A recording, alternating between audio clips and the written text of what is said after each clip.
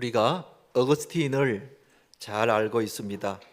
유명한 기독교 고전인 참회록을 비롯해서 하나님의 도성을 지었고 기독교 역사에 있어서 대단히 중요한 역할을 한 분으로 알고 있습니다. 너무 훌륭해서 성자 어거스틴이라고 그렇게 부르죠. 학교에 우리가 배울 때도 성 어거스틴이라고 그렇게 배웠습니다. 그런데 이 어거스틴도 처음부터 성자가 된 것은 아니었습니다. 오히려 젊었을 때는 아주 방탕한 생활을 했었습니다. 그는 기독교의 해를 느끼고 그 당시 이상한 종교인 마니교에 깊이 심취를 하기도 했습니다. 뿐만 아니라 17살의 어린 나이에 여자를 만나서 방탕한 생활을 하다가 결혼도 하지 않고 사생활을 낳기도 했습니다. 이렇듯 이 어거스틴도 젊은 시절에는 아주 방탕한 생활을 하며 살았습니다. 그러다가 30살이 되던 해에 이탈리아 밀라노에서 얌브로시우스라는 주교를 만나게 됩니다. 주교는 요즘 같으면 목사라고 할 수 있습니다. 이 얌브로시우스를 만나서 차츰차츰 변하게 되는데 그러던 중 어느 날 기도하던 중에 문득 성경 구절이 떠올랐습니다. 그런데 이 성경 구절이 어거스틴의 마음을 완전히 녹아지게 했고 결국 회심하여서 참된 그리스도인으로서 살아가게 되었습니다. 그때 이 어거스틴의 마음에 떠올랐던 성경 구절이 어떤 구절인가 여러분 궁금하시죠? 그 성경 구절이 로마서 13장 13절 14절에 있는 말씀입니다. 제가 한번 읽어보겠습니다. 낮에와 같이 단정히 행하고 방탕하거나 술 취하지 말며 음란하거나 호색하지 말며 다투거나 시기하지 말고 오직 주 예수 그리스도로 옷 입고 정욕을 위하여 육신의 일을 도모하지 말라. 어거스틴이 이 성경 구절에 완전히 녹아지고 변하게 된 것입니다. 그 후에 방탕한 생활을 끊고 동거했던 여자와도 헤어지고 그 후에는 결혼도 하지 않고 독신으로 살면서 하나님을 위해서 평생 몸을 바치며 살게 되었습니다. 우리가 알고 있는 이 성 어거스틴이 바로 이런 변화된 이후에 어거스틴을 생각을 하고 있습니다. 이 방탕했던 어거스틴이 거룩한 성 어거스틴으로 변하게 된 결정적인 것이 바로 이 성경 구절 때문이었습니다. 그러니까 하나님의 말씀이 이 어거스틴에게 역사하여서 그의 인생을 완전히 180도로 바뀌게 만들었다는 겁니다. 오늘 본문도 하나님의 말씀이 어떻게 데살로니가 교인들에게 역사했는지에 대해서 자세히 소개하고 있습니다. 이 데살로니가는 마게도니아의 상업 중심지로 번창하고 있는 항구 도시였습니다. 사도 바울이 여기에 머물면서 말씀을 전했습니다. 그런데 어떤 일이 일어나는가? 4절에 보면 이렇게 나와 있습니다. 그 중에 어떤 사람 곧 경건한 헬라인의 큰 무리와 적지 않는 기부인도 권함을 받고 바울과 실라를 따르나 그랬습니다. 믿는 사람들이 많이 생기게 되었다는 것입니다. 여러분 놀랍지 않습니까? 겨우 몇 주 정도, 몇 달 정도 머물면서 말씀을 전했는데도 큰 무리가 예수님을 믿고 구원받는 놀란 역사가 일어나게 된 것입니다. 할렐루야. 하나님의 말씀이 이 데살로니가 교인들에게 살아 역사하게 된 겁니다. 훗날 사도 바울이 이 데살로니가 교인들에게 편지를 쓰면서 이런 말을 했습니다. 데살로니가 전서 2장 13절에 보면 이 말씀이 또한 너희 믿는 자 가운데에서 역사하느니라. 말씀이 역사를 일으켰다는 것입니다. 말씀이 죽어있는 심령 속에 들어가서 역사하여 그들을 살려냈다는 것입니다. 얼마나 놀란 일이 일어났는지 모릅니다. 그러면 어떻게 해서 말씀이 이 데살로니가 교인들에게 역사하게 되었는가? 우리가 그것을 알아야 하겠습니다. 사랑하는 성도 여러분, 오늘 우리가 이 말씀을 통해서 어떻게 해서 말씀이 이 데살로니가 교인들에게 역사하여 변화가 일어나는지를 알고 나에게도 하나님의 말씀이 살아 역사하여 변화되는 역사기를 주님의 이름으로 축원드립니다. 아멘. 한번 따라합시다. 말씀이 나에게도 역사하게 하옵소서. 아멘. 그러면 말씀이 나에게 역사하기 위해서는 어떻게 해야 되겠는가? 첫째는 말씀을 내 인생의 이정표로 삼아야 한다는 것입니다. 여러분, 지도책이 하나 있다고 해봅시다. 지도책이 하나 있는데 이 지도책을 출판사 직원이 보면은 어떤 눈으로 볼까요? 제본이 잘 되었나, 인쇄가 잘 되었나, 종이 질이 괜찮은가, 그런 눈으로 그 책을 살펴보겠죠. 그러나 길을 찾는 여행자가 이 지도책을 본다면 어떤 눈으로 볼까요? 제본이 잘 되었는지 글자가 큰지 그것은 전혀 문제가 되지 않습니다. 오히려 내가 이 지도책에서 내가 가야 할 길을 찾느라고 정신이 없을 겁니다. 그래서 온 마음을 다해서 이 지도책에 집중할 것입니다. 그러니까 이 지도책을 자기 인생의 이정표로 보고 있는 것입니다. 마찬가지입니다. 여러분, 우리가 성경 말씀을 읽을 때에 내 인생의 이정표로 삼고 봐야 합니다. 사실 성경 말씀은 내 인생길의 지도책과 같다고 말씀하고 있습니다. 시편 119편 105절 말씀은 같이 한번 읽어봅시다. 시작. 주의 말씀은 내 발의 등이요 내 길의 빛이니이다 그랬습니다. 여러분, 하나님의 말씀이 내 발의 등이요 내 길의 빛임을 믿으시기 바랍니다. 여러분, 어둡고 캄캄한 길을 걸어갈 때에 등불 하나 있는 것과 없는 것하고는 차이가 큽니다. 이 어두운 가는 길에 등불 하나만 있어도 그 등불 때문에 앞길을 차근차근 갈 수가 있는 것이죠. 마찬가지입니다.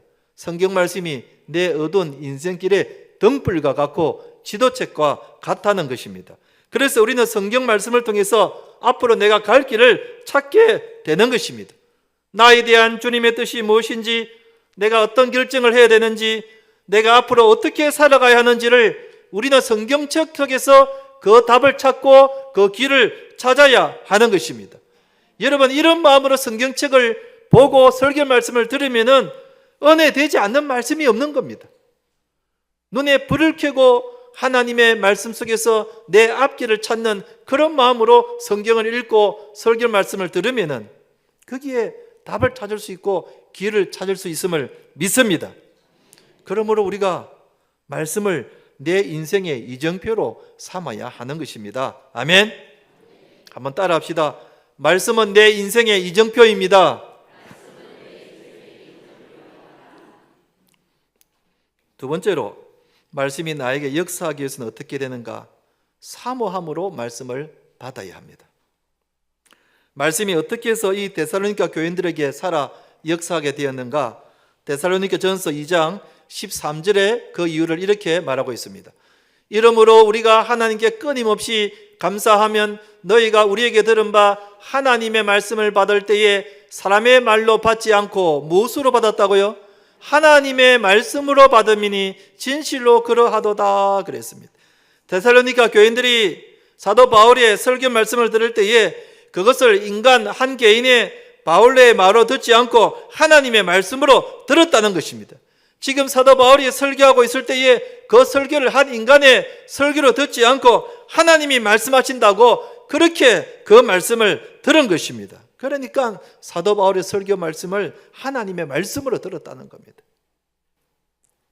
이런 자세로 들으니까 말씀이 그들 속에 살아 역사한 겁니다. 우리는 어떻습니까, 여러분? 설교 말씀을 하나님의 말씀으로 듣고 있습니까?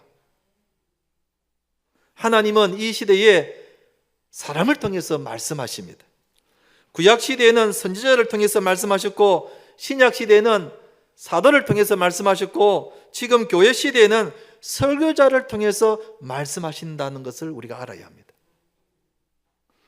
하나님이 왜 직접 말씀하지 않고 왜 사람을 통해서 말씀하시는가? 하나님이 이 예배 하는 이 시간에 이 강단에 직접 오셔서 말씀하시면 좋을 텐데 왜 변변치 않는 목사를 통해서 말씀을 하게 하시는가? 여러분, 만약에 하나님이 이 자리에 서서 직접 말씀하신다면 여기 그대로 앉아 있을 사람이 누가 있겠습니까? 거룩하신 하나님이 말씀을 통해서 내 더러운 죄를 낱낱이 다 드러내게 하시는데 여기 버티고 앉아 있을 사람이 누가 있겠습니까? 없습니다, 여러분. 전부 의자 밑으로 들어가든지 숨든지 안 그러면 다 도망가고 말 것입니다. 그래서 하나님은 우리 눈높이에 맞게 사람을 설교자로 세워서 말씀을 하게 하시는 것입니다. 그래서 우리는 어떤 설교를 듣든지 그 설교가 하나님의 말씀임을 믿고 간절한 마음으로 받을 때에 하나님의 말씀이 나에게 역사하심을 믿으시기 바랍니다. 여러분, 하나님의 말씀이 내 마음속에 임하여 역사하신다는 것을 우리는 늘 알아야 합니다. 그러려면 간절한 마음으로 말씀을 받아야 합니다. 간절한 마음으로 말씀을 받아야 합니다. 거기에 은혜가 임하게 됩니다.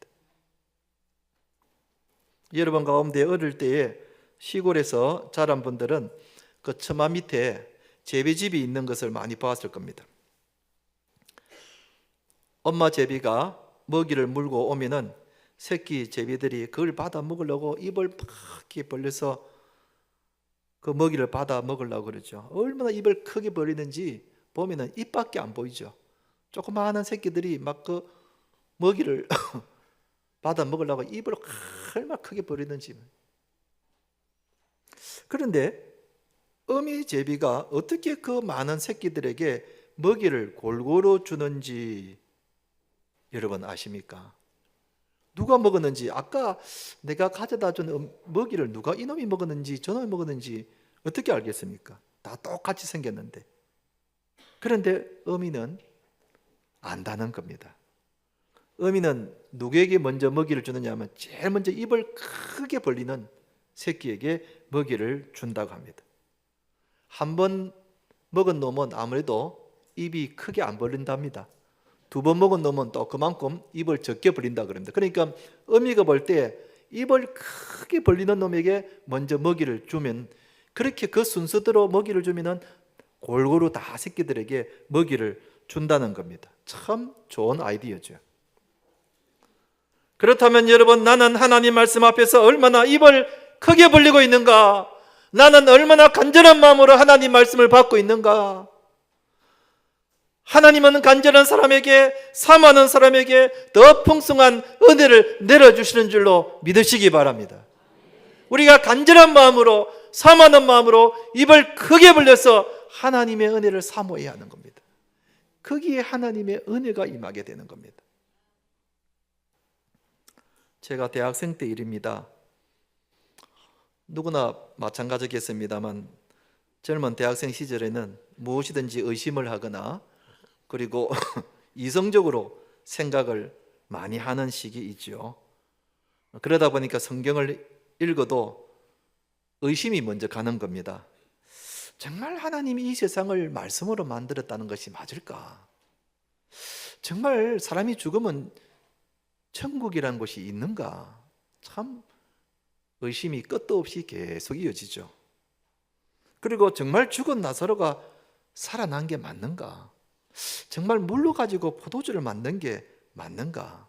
이걸 이성적으로 생각을 해보니 잘 믿어지지가 않는 겁니다.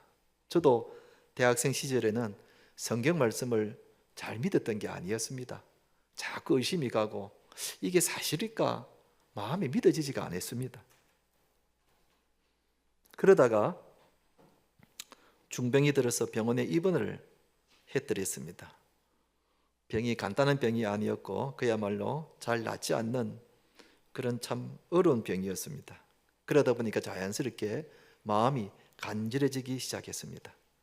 병실에서 성경을 펼쳐 있는데 아니 똑같은 성경 구절인데도 그전과 달리 보이는 것이었습니다. 전에 믿지 못했던, 의심했던 그 말씀이 저절로 믿어지게 됐습니다. 그리고 성경 한 구절 한 구절이 정말 송일 꿀보다 더 달았습니다. 어떤 말씀은 제 마음을 찌르는 칼과 같아서 마음에 해계가 일어나기도 하고, 어떤 말씀은 저에게 위로가 돼서 막 눈물이 났습니다. 전에는 성경을 10번을 읽어도 그냥 밍숭밍숭하게 그냥 그렇게 읽었던 그런 말씀이 똑같은 말씀인데도 그때는 왜 그렇게 한 구절 한 구절이 그렇게 귀하고 은혜가 되는지 밤새 울면서 성경을 읽었던 적이 있었습니다. 간절한 마음으로 말씀을 보니 저절로 그 말씀이 저에게 은혜가 되는 거예요. 전에는 이게 믿어지지가 않았던 구절이었는데 간절한 마음으로 말씀을 보니 자연스럽게 그 말씀이 믿어지게 되더라는 겁니다. 여러분, 말씀을 읽을 때에 송이 꿀보다 더 달달한 그걸 한번 체험해 보신 적 있습니까? 여러분, 내가 어떤 마음으로 성경을 읽느냐에 따라서 내가 완전히 달라진다는 사실입니다. 여러분 중에는 밤에 잠이 잘 안 오면은 성경을 읽는 사람들이 있죠. 또 누가 어떤 집사님이 내가 밤에 잠이 잘 안 온다 그러면은 그렇게 이야기하죠. 집사님, 그럴 때는 성경 읽으면은 잠이 옵니다. 성경 읽으면은 잠이 옵니다. 해보세요. 성경이 수면제 똑같습니다. 성경 읽으면은 잠이 저절로 옵니다. 성경을 수면제처럼 생각하는 사람들이 있습니다. 뭐 그래도 안 읽는 것보다는 낫지만은 그런 마음으로 읽으면은 잠은 올지 몰라도 은혜는 오지 않습니다. 여러분, 성경은 바로 앉아서 간절한 마음으로 읽어야 은혜를 받습니다. 성경 말씀을 간절한 마음으로 읽을 때에 그 말씀이 살아 역사하는 것을 경험하게 되는 것입니다. 아멘. 그러므로 우리는 성경 말씀을 읽든지 누가 설교할 때 설교 말씀을 듣든지 간절한 마음으로 우리가 들을 때에 거기에 은혜가 있게 되는 것이고 하나님의 말씀이 살아 역사하게 된다는 것입니다. 아멘. 한번 따라합시다. 말씀을 사모함으로 읽읍시다. 말씀을 사모함으로 읽읍시다. 아멘. 세 번째는 말씀이 나에게 역사하기 위해서 어떻게 해야 하는가? 말씀을 내 삶에 적용시켜야 합니다. 데살로니가 1장 9절 중간에 보면 이런 말씀이 나옵니다.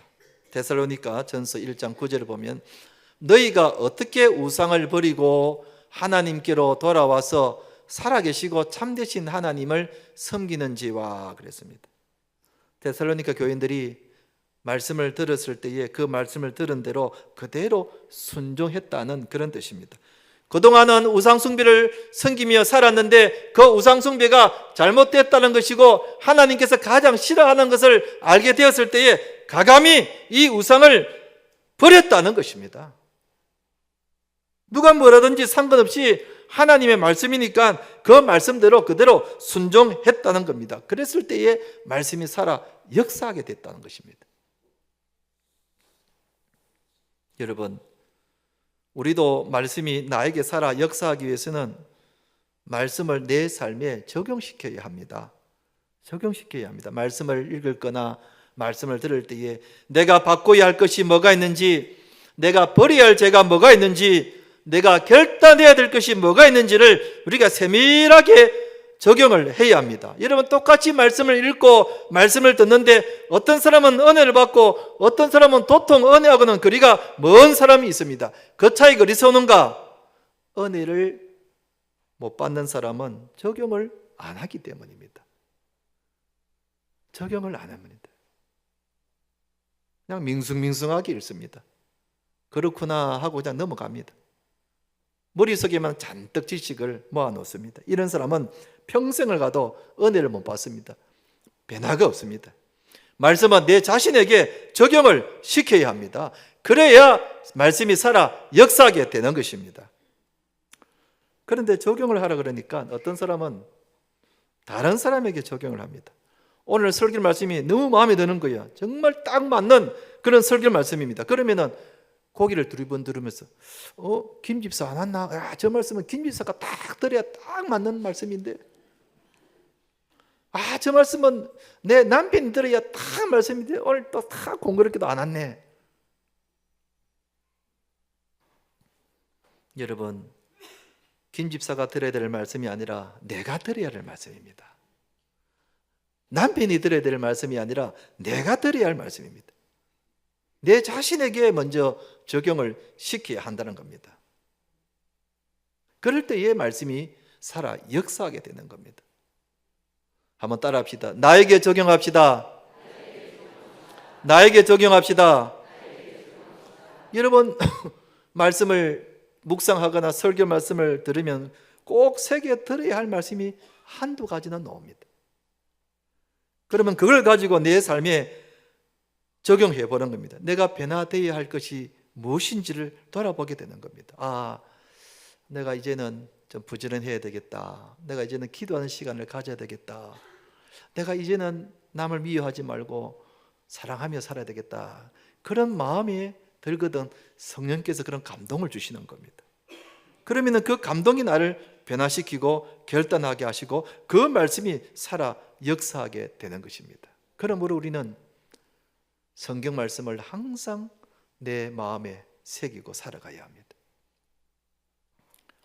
미국 애리조나 사막에 가면은 시와라 선인장이라는 큰 선인장이 있다고 합니다. 사진 한번 보여주시죠. 여러분, 저 선인장이 얼마나 큰지 높이가 15m 정도 되고 수명이 150년 이상 산다고 합니다. 150년 이상 산다. 어마어마한 선인장이죠. 저런 선인장이 그 애리조나 사막에 여러 개가 있다고 합니다. 그런데 애리조나 사막은 한낮에는 50도까지 올라갈 정도로 굉장히 뜨거운 곳이고 물도 없는 아주 황량한 곳이라고 합니다. 가보면은 깜짝 놀란다는 겁니다. 이렇게 덥고 물이 없는데 어째서 그렇게 저 선인장은 150년간이나 살고 키가 15m나 그렇게 쑥쑥 크면서 살아갈 수 있는가? 꽃을 피우면서 열매까지 맺으면서 어떻게 저렇게 살 수 있는가? 그 비결이 뭔가? 여러분, 비결이 뭐라고 생각합니까? 그 비결은 뿌리입니다. 눈에는 안 보이죠? 뿌리라고 합니다.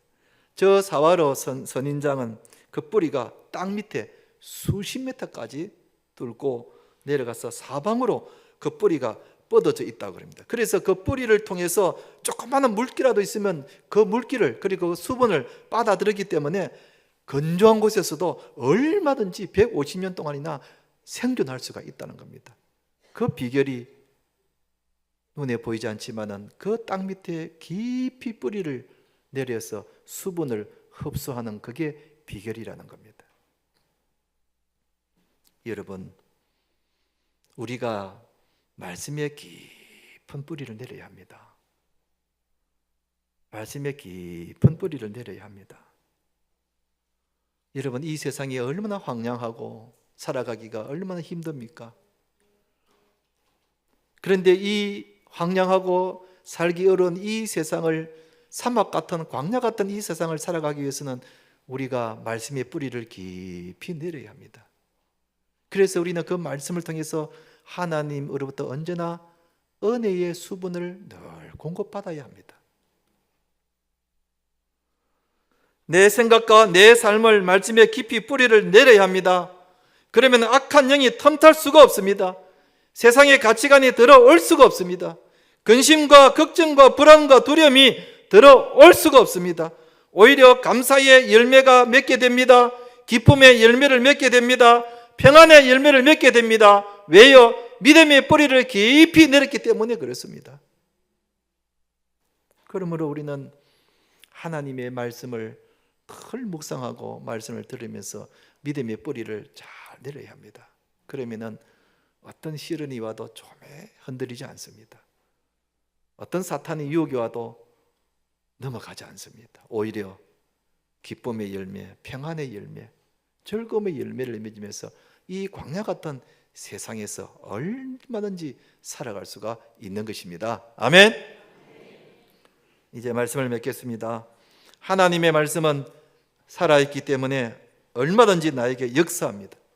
우리가 말씀을 내 인생의 이정표로 삼고 간절한 마음으로 받으며 받은 말씀을 그대로 내 삶에 적용해서 우리 모두가 이 광야 같은 세상에서 풍성한 열매를 맺으면서 변화된 삶을 살며 사시는 우리 성도님 되시기를 주님의 이름으로 축원드립니다.